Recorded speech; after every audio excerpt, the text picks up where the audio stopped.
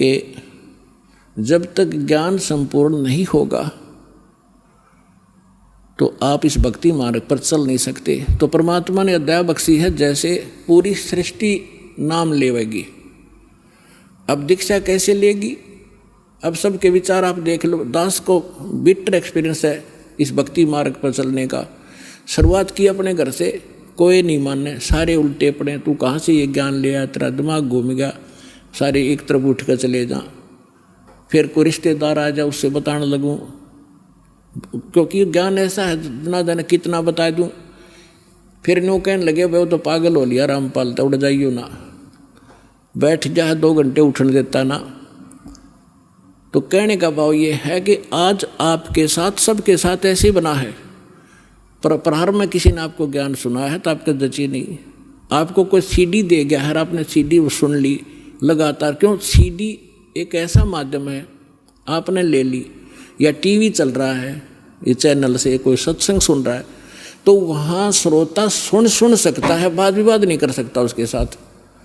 और वाद विवाद करके आदमी उस निष्कर्ष तक पहुँचे नहीं पाता जहाँ वक्ता पहुँचाना चाहता है।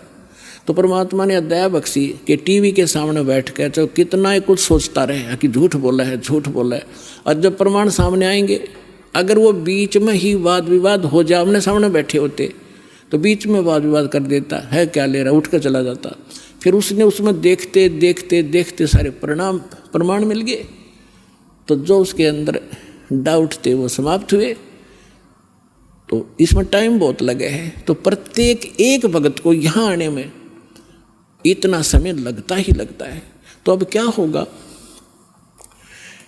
अब ये जैसे आप देख रहे हो, एक भक्त अपना अनुभव बता रहा था, पिछले सत्संग में आपको सुनाया था कि हम यहाँ से राजस्थान के भक्त आते हैं, यहाँ हिसार से एक ट्रेन चलती है, यहाँ खाली होती है, यहीं से स्टार्ट होती है, तो हम 2-2.5 हज़ार भक्त उसमें बैठ जाते हैं सुबह सुबह जाके हिसार से जोधपुर वाली में।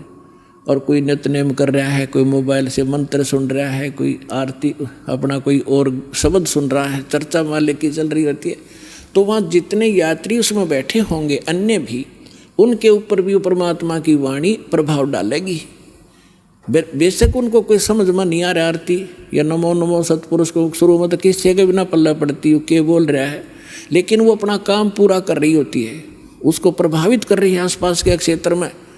इवन चींटी, पक्षी, पशु, गांव घर के जो पशु हैं उन पर भी प्रभाव पड़ेगा। और इस वाणी के सुनते उनको शीघ्र ही, क्योंकि भगत के घर में पशु पक्षी जीव जंतु जो भी होंगे उनका भी उद्धार ही होगा।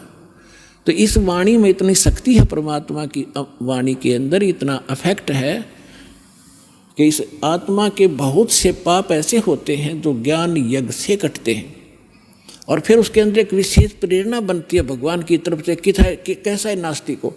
अब नास्तिक कैसे है? जैसे ये आत्मा पाप कर्मों से मूर्छित पड़ी है। अब जैसे किसी को सर्प डस जाता था, अब उसको एक गार्डू होता था, विष उतारने का वो मंत्र सिद्ध कर लेता था। ये आध्यात्मिक जो विज्ञान है ये सबसे उत्तम है। अभी तक आपने देखा होगा कोई झाड़े झूड़े ला दिन छोटा मोटा बुखार उतार देते हैं, तो ये इस तरह की क्रियाएं हैं। लेकिन ये भक्ति ये तो एक अंश मात्र है। और भक्ति जब सत्य साधना आपको मिल जाएगी, किसी चीज़ की जरूरत नहीं पड़ा आपने, ना झाड़ियाँ की। इस परमात्मा की भक्ति में सारी शक्ति है, सारा कुछ अध्यात्म मार्ग इसमें है।